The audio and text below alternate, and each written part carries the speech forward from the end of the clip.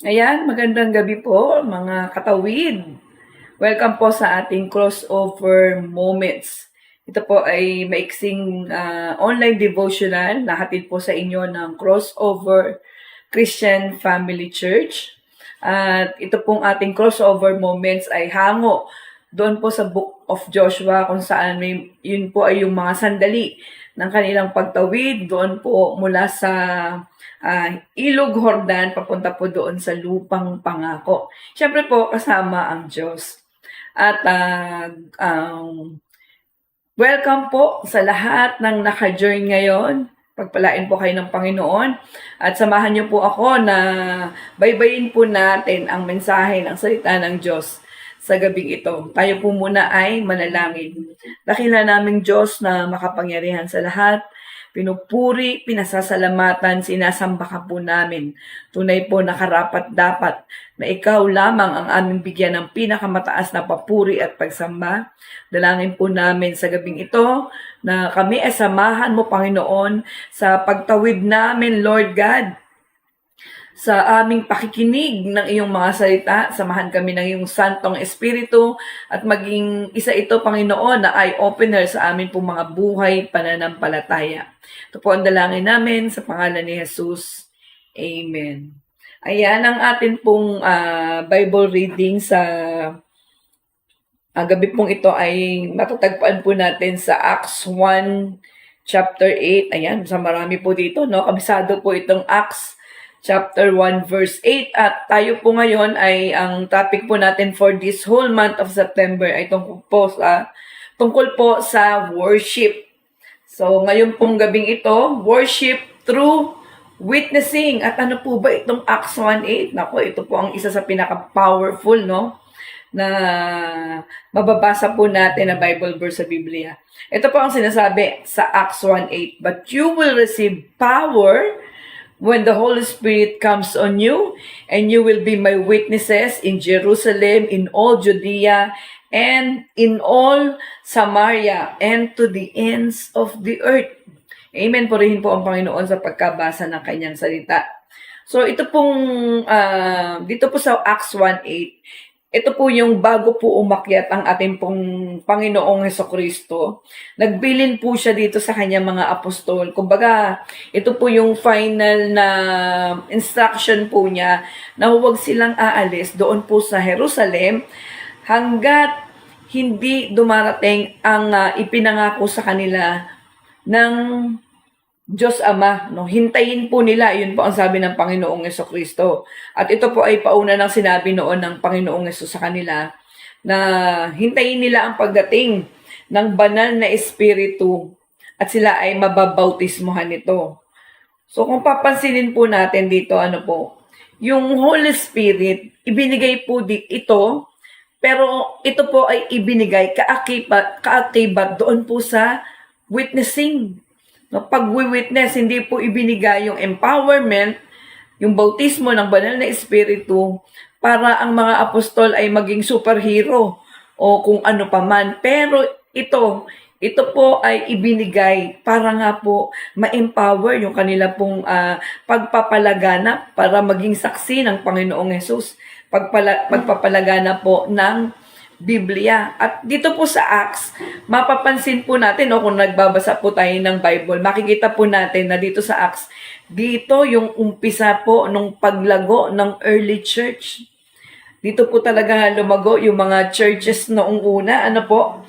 So, dito po mababasa po natin, una, witnessing for God is one of the highest form of worship. No? Bakit? Bakit po sinasabi na one of the highest form of worship itong witnessing? Kasi nga po, dito po sa yung empowerment noong Holy Spirit na ipinagkaloob doon sa mga apostol at hanggang ngayon po ay ipinagkaloob pa rin ng Panginoong Hesukristo sa atin. Ito po ay para magawa natin yung ipinapagawa ng Diyos sa ating mga buhay. Yung mandato ng Panginoon, ano po, para maging witness tayo, mag-testify tayo doon po sa mga ginawa ng Panginoong Hesukristo doon sa krus ng Kalbaryo. No, kung paano niyang inialay ang kanyang sarili para po tayo, No, una, yung mga tao noon hanggang ngayon po tayo na patuloy na sasampalataya sa Panginoon ay magkakaroon ng kaligtasan.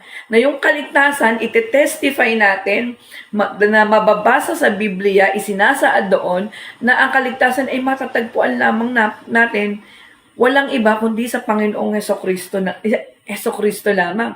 So ito po yung mga sinasabi na tayo ay magiging saksi para sa Panginoong Hesukristo. At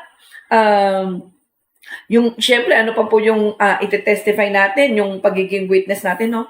Yun pong great love ng Panginoon na naranasan nila noon, nararanasan po natin ngayon. Amen po ba? So,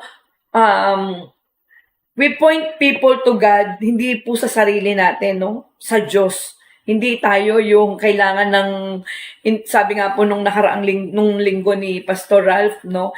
Hindi natin kailangan ng palakpak ng tao. Ang kailangan po natin at mithiin natin ay ang palakpak ng Panginoon. So, all of this, lahat po ng ito ng pagiging witness natin sa Diyos, all of this glorifies God, no? Ito po ay nagpapakita ng pagsamba natin sa Diyos, isang uri ng pinakamataas na pagsamba sa Diyos. So, pangalawa po, witnessing for God is an act of obedience. And obedience, isa din po ito na highest form of worship. No? Kapag po tayo ay sumusunod doon sa ipinag-uutos ng Diyos, ito po ay isang uri, no, ng pinakamataas na pagsamba sa Diyos.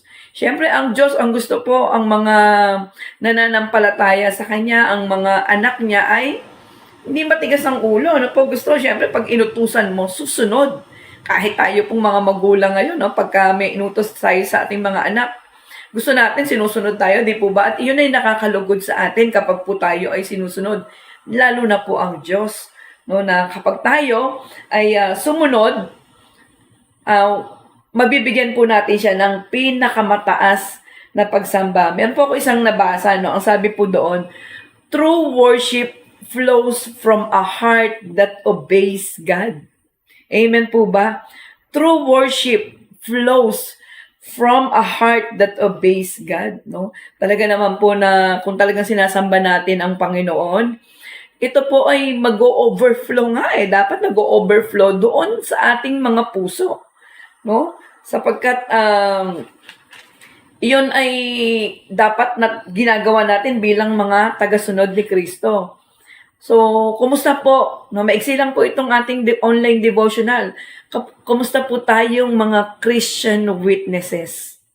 Oh, nagre-reflect po ba itong sincere worship natin sa Diyos, yung ating mga daily living, yung ating mga iniisip, mga ginagawa, how we witness, no? Nagre-reflect po ba ito ng sincere worship natin sa Diyos? Alam niyo po, witnessing matters. Bakit? Because every soul matters, mga kapatid. Amen? Pwede po bang i-type natin dyan, every soul matters.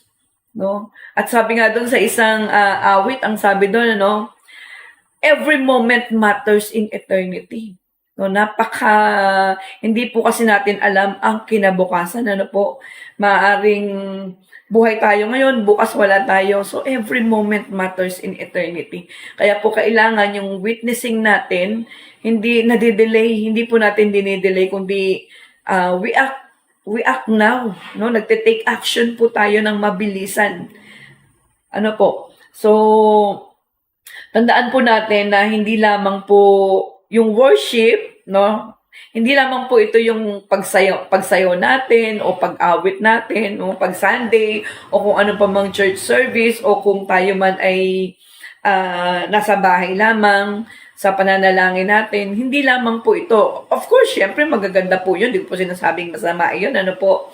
Tama po yun. Pero hindi lamang po doon nagtatapos ang atin pong pagsamba, ang atin pong worship sa Diyos, no? Tandaan po natin, the Holy Spirit empowers us to testify and to obey. And that is also worship.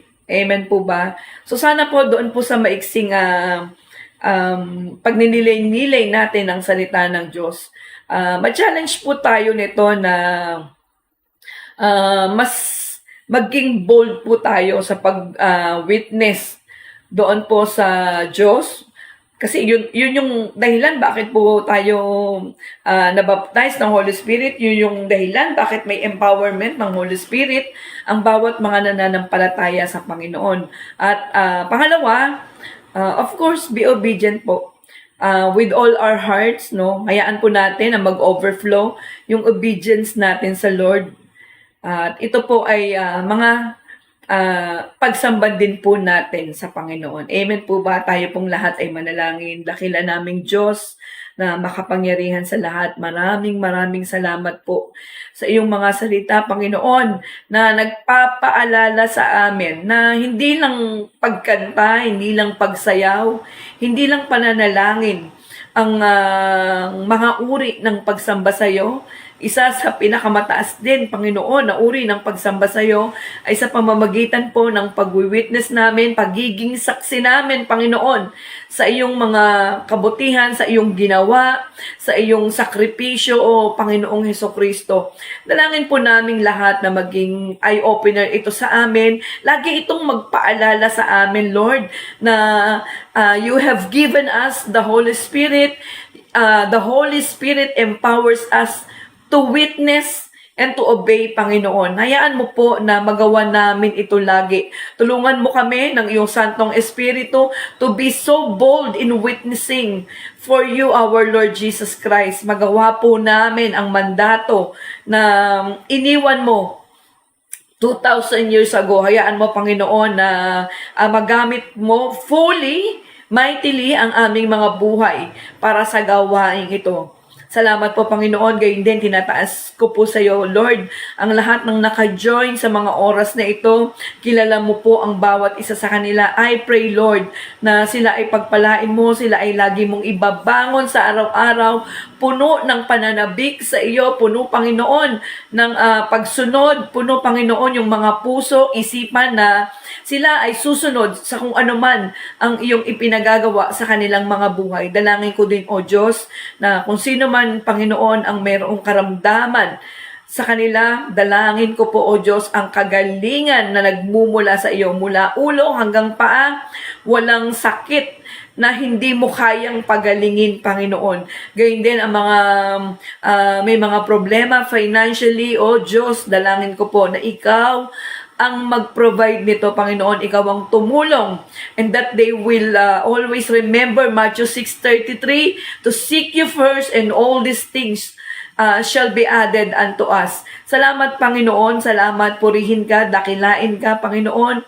Hayaan mo po na patuloy, araw-araw, maranasan ka ng bawat isa sa amin, at lagi kami, Panginoon, magkaroon ng excitement na makapakinig ng iyong salita sa araw-araw. Maraming salamat, O Diyos. Ito po ang dalangin namin. In the name of Jesus.